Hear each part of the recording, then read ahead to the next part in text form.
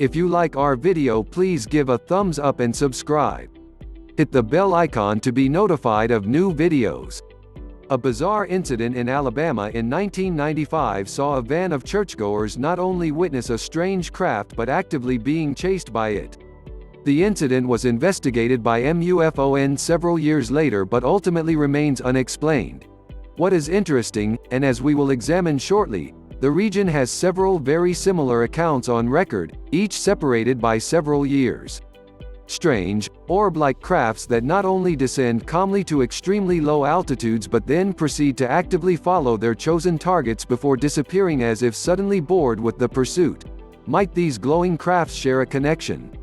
Might it be that, like other very specific sightings, that these lone incidents, often left isolated through location or time, are, in fact, part of some kind of unknown agenda with an equally unknown end game? A strange moving light over the Webwee poultry plant. The MUFON investigation wouldn't begin until May 1997. Consequently, the exact date of the incident is unknown, other than it was 1995, and during the autumn or winter months due to both the colder temperature recalled by the witnesses, as well as the fact it was dark at 7 p.m. when the incident occurred. Like the date, the exact number of witnesses varies depending on the source. However, it would appear that between 10 to 12 members of the church ladies group from LaGrange, Georgia were traveling to a church in Anniston, Alabama as part of an organized cross-state, bingo, trip. Their driver was also a member of their church in LaGrange, as well as a respected businessman in their community. It was a journey they had made several times before. So much so, that each was waiting in dread-like anticipation for their small bus to go past the poultry plant in Webwee that was on their route and for the ungodly stench from its buildings to infiltrate their vehicle and assault their nostrils without mercy or discrimination. As they went by this evening, however, it wasn't what they could smell that got their attention, but what they could see. Over the plant, they could see a strange light. At first, they thought it was part of the main building itself and questioned why such a bright light was positioned there. However, as the light began to move, one of the passengers would announce, "It's not a light, but some flying thing." Almost immediately following, the light suddenly began to head in their direction. The driver increased the speed slightly. The strange glow continued to follow them, with each of those on board now very much aware of the strange events unfolding around them. A humanoid shape inside the orb, like a human embryo, the strange light would maintain its distance of approximately 50 feet while flying at a height of around 10 to 12 feet above awestruck driver and passengers. Many of the witnesses would describe the object as an orb or light bulb. Two of them would even claim to have seen a humanoid shape moving inside the brightness of the intense glow. The more they stared at the strange object and the longer the incident continued, the more unnerved the witnesses became. Many of the passengers began to duck in their seats so their heads were not exposed in the glass windows. Each would take a quick peek outside on occasion before ducking back down again. Perhaps of more concern was a strange beam of light that several of the passengers claimed emerged from the orb and hurt their eyes. Another witness would describe this beam as having a sparkling effect, while another would state that the beam came through the window as if some had flicked a switch. Incidentally, several of the passengers would report extreme soreness and irritation of the eyes in the days that would follow. The driver would take the vehicle into an underpass. When the light didn't follow, he and the passengers thought perhaps they had lost it or it had given up the chase. However, upon emerging from the other side of the tunnel, the light was there, hovering above, as if anticipating and waiting for their arrival. Credible witnesses to a case unlikely to be a hoax. The pursuit would continue for several more minutes until the van came to an intersection and stopped. The light, rather than stopping, the light continued over a field before it suddenly accelerated vertically. It moved so fast it left a visible streak in the witness's eyesight for several seconds. Then, it was the size of a star that suddenly vanished. The group calmly continued to their destination, although there was much debate as to just what they might have witnessed. The driver of the vehicle, who had to keep his attention on the road all the while events were taking place, would claim that the object appeared to anticipate changes to the terrain as if it was programmed or had some type of high-tech device that could instantly recognize and adjust to such changes, many of which we have today. Was the strange orb actually some kind of high-tech experimental craft? Or might it have been under the control of intelligence from another world or dimension? Given their backgrounds and strict religious beliefs which in turn influenced their social conduct, the witnesses were largely regarded as extremely credible. Furthermore, the suggestion that the incident was some kind of hoax was dismissed almost immediately too, was that the incident was some kind of natural phenomenon. The incident took place over too long a distance and appeared to show distinct intelligence as opposed to some kind of trick of the light scenario. Whatever it was that gave chase to the bus that evening remains a mystery. As does whether or not a humanoid entity was controlling the bizarre ball of light from inside, as two of the witnesses recalled. There are, however, several other similar cases of bizarre lights giving chase to unsuspecting road users. Similar incidents of the early 2000s according to a reporter, Wayne Ruppel, in the summer of 2003, while on routine patrol in the Trickham Valley area of Alabama, two Cleburne County deputies would suddenly find their entire vehicle bathed in bright, urgent light. It was obvious to the two officers that whatever the source of the light was, it was hovering over the top of their vehicle, and seemingly keeping pace with it. The deputy behind the wheel would increase the speed of the car in an attempt to outrun it. However, no matter how fast he went, the light would maintain a similar pace. Eventually, the officers would pull the car to the side of the road and prepared to investigate what the object above them might be. Almost as soon as they left their vehicle, the object vanished. However, as they made attempts to restart their vehicle, it was clear that all of the electrics were dead. The officers could start the engine and drive, but none of the electrics such as the headlights were active. They proceeded with caution. As they did so, they would spot several campers near the lonely road. When they stopped to ask if they had seen anything strange, all replied of seeing a strange, bright light.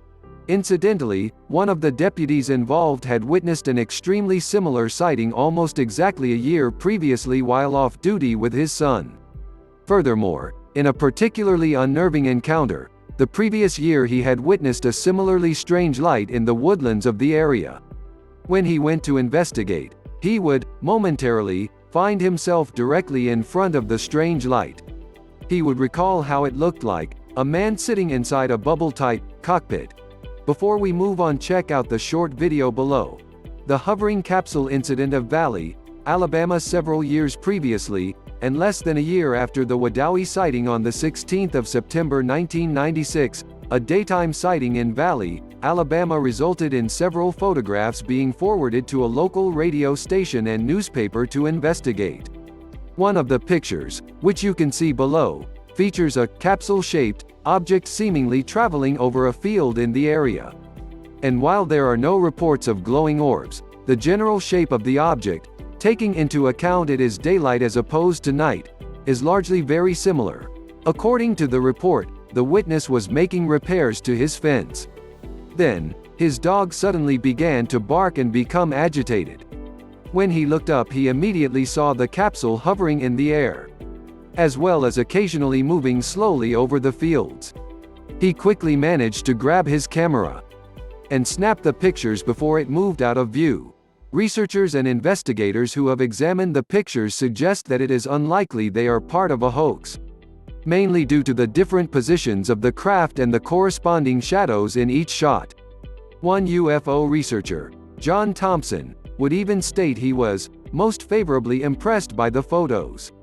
In fact, during a local television debate on TV 33 10 days later, on the 26th of September in LaGrange in neighboring Georgia, and only 20 miles from Valley, Thompson would also reveal that two more witnesses had since come forward with extremely similar sightings in the LaGrange region. What's more, further witnesses would come forward. It would appear sightings of the same object went back at least a quarter of a century. In fact, one of the earliest sphere-type UFO sightings of the 20th century in Alabama took place decades even before that. Alabama's 1930 glowing ball sighting, according to an account in the Syracuse New Times, An incident from Waterloo in the Lauderdale County area of Alabama in the autumn of 1930 also features a glowing ball. The account in question would come to the newspaper through Jesse, the grandson of the main witness, his grandmother. At the time, as the industrial and technological revolutions met and the United States became electrified, the Lauderdale County area was growing at a rapid rate. Even tiny town, relatively speaking, such as Waterloo would see increased growth of their populace. Just to put this into perspective, today the population of Waterloo is a little over 200 people. In the 1930s it was just short of 500. According to Jesse, on this particular late fall evening in 1930, at around 6:30 p.m., his grandmother and 3 friends were sitting in a car outside their high school. They were there to perform in a school play, and were waiting for a member of staff to open the doors. Not long after arriving, however, Jess's grandmother would notice a strange light, like a ball of fire, heading towards the car. She alerted the other 3 and a quick hush came over the vehicle. They wondered if the light might be a flashlight or possibly the headlight of an oncoming vehicle. As it came closer, the brightness increased dramatically. In fact, it was so bright that the entire interior of the car lit up, and was as bright as day. Whenever Jess's grandmother would recall the encounter, she would describe the object as being the size of a basketball, which floated by and around the car at a distance of 2 to 3 feet. It would then venture off into the nearby woodland and disappeared. Subcar-sized sphere, weaving through the woodlands of Wetumpka, 2011. If we return to modern-day Alabama, we see that these orb-like sightings are still occurring today. And what's more, and perhaps of more concern as we shall examine shortly, incidents of UFOs, orb-like or otherwise, chasing witnesses still occurs today in our contemporary era, right across the United States and the rest of the world. In Wetumpka, Alabama, shortly after midnight on the 1st of March 2011, according to MUFON case number 31948, a resident would report seeing a subcar-sized sphere appear over a field where it hovered for several moments, lighting up the ground and surrounding area in its brilliant but pale orange glow. The witness was driving home after a late shift at work and could see the object from several miles away. He would report having seen them on several occasions before, some of which stretched back several years. He would continue his journey, all the while keeping the mysterious orb in sight.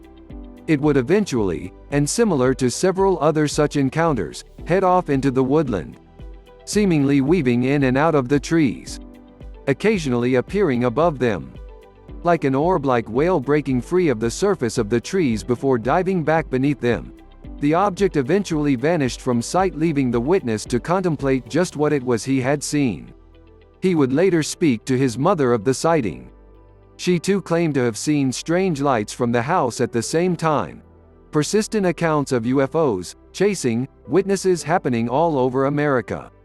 In the calendar year of 2017, MUFON alone would record several detailed incidents of UFOs following or pursuing witnesses. For example, in Boston, Virginia, at around 8:30 p.m. on the 3rd of March 2017, an anonymous witness was picking up her 16-year-old daughter from a school function. As they began on their journey home, the witness noticed a super bright star to the left of the vehicle. The witness was driving along mountainous roads at the time. Their home is situated in the valleys of the area. However, the object didn't disappear as she guided the car down the roadway. Instead, the glowing object appeared alongside the car and began to descend at a similar pace. The strange light would follow the witness for several minutes before finally disappearing. She would later state, "It looked rectangle-shaped and you could see red lights all along its side." Another strange incident took place several months later. At just after 5 a.m. on the morning of the 4th of June in Latham, Tennessee. According to the witness, they and their family had seen lights in the sky for months, even descending as orange balls of light, and actively followed his vehicle. On this particular morning, after seeing the balls of light in the trees, he would leave his vehicle to investigate. When he walked a little way into the woodland, though, the lights instantly began to head towards them. He would state that when the light was around 20 feet away, he could see that it was a 7 feet tall, gray, smooth-skinned alien-looking being, heading in their direction. The lights, he would claim, were actually the creature's eyes. Why are UFOs following witnesses? Another incident was reported at a similar time, around 4:30 a.m., on the 31st of July. This time in Exira, Iowa. The witness was on their way to work and was driving along F-58. Then, they noticed two bright lights heading towards them. They would pull the car over, thinking it might be a small airplane in trouble. However, they couldn't make out any other details that would suggest it was a plane. They could, however, see a big white orb on the underside of the craft. The object would follow the witness for another mile or so before disappearing. One of the most recent incidents took place on the 23rd of December at around 9:40 p.m. in Kincardine in Scotland. The witness would recall seeing a metallic triangle with red and green lights on the underside. On the underside was a continual bright white light. Very similar, perhaps, to the white orb witnessed by the driver in Iowa 6 months previously. The object would follow the vehicle for several miles before the driver lost sight of it while making a turn. Whether there is a connection between these sightings or not is open to debate. The accounts of humanoids sitting within these strange, glowing orbs might indeed prove them to be some kind of cockpit.